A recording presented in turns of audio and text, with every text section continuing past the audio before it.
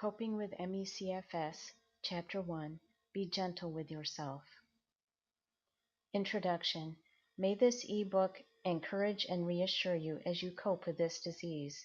I've included insights and suggestions that I've observed or that are helping me navigate this challenging life.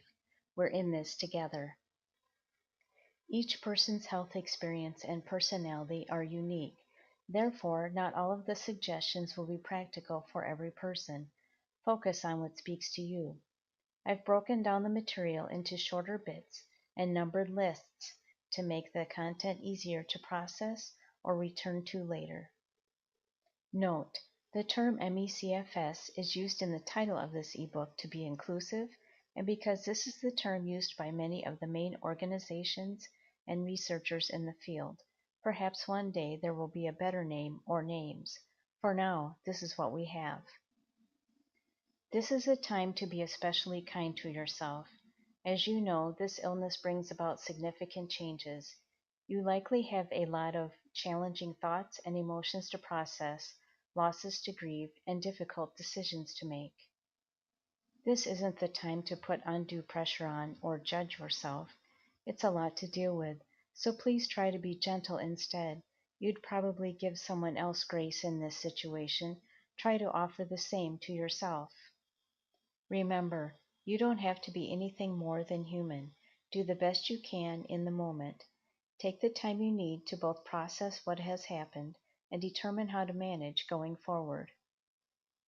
1. Be patient with yourself. There's no deadline to finding your best ways to cope. This is a big life change and it will take time to accept and adjust to it. 2. Have realistic expectations. Even when you're doing your best to handle things, realize that your best may vary. You might feel you're managing well one day and not the next. It's all right if you're up and down. Be kind to yourself as you ride out the fluctuations. 3. Refrain from comparing your coping ability with someone else's. Each person's experience is unique. There are many variables: age, severity of symptoms, financial situation, if a person has supportive loved ones, has help at home or lives alone, and the list goes on. It's unfair to compare your experience with someone else's. Don't judge your coping ability. Instead, focus on what helps you. 4. Cut yourself some slack if you're dealing with additional health issues. Alone, this illness is a lot to manage, but if you have other health issues as well, it's only natural to struggle. Be kind to yourself as you find your best ways to cope. 5. Practice self-care. This can be anything that might alleviate a symptom, is relaxing to you, or helps you feel good about yourself.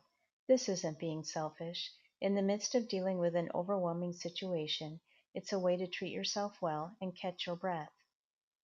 6. Remember that it's okay to say no to things that will push you beyond your limits.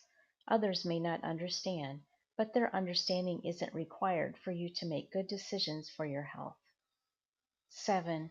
Resist the temptation to beat yourself up if you make a mistake or overdo. Instead, learn from the experience and move forward a little wiser and a little more prepared to take better care of yourself. 8.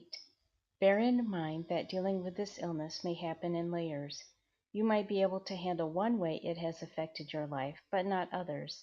This is understandable. It doesn't mean you aren't trying. Keep working at it when you're able.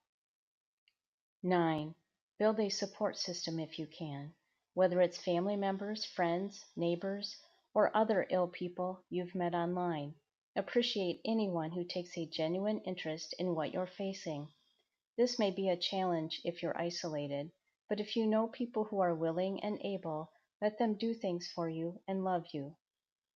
If you're used to giving and feel uncomfortable being on the receiving end, allow yourself some time to get used to it. You'd probably be happy to help someone else if the situation were reversed. Remember that, and let someone else be glad for the opportunity to support you. 10. Write a letter to yourself. Include understanding and uplifting comments you'd tell someone else facing a debilitating illness, or that you wish someone would say to you. Keep it handy and refer to it when you need some compassion.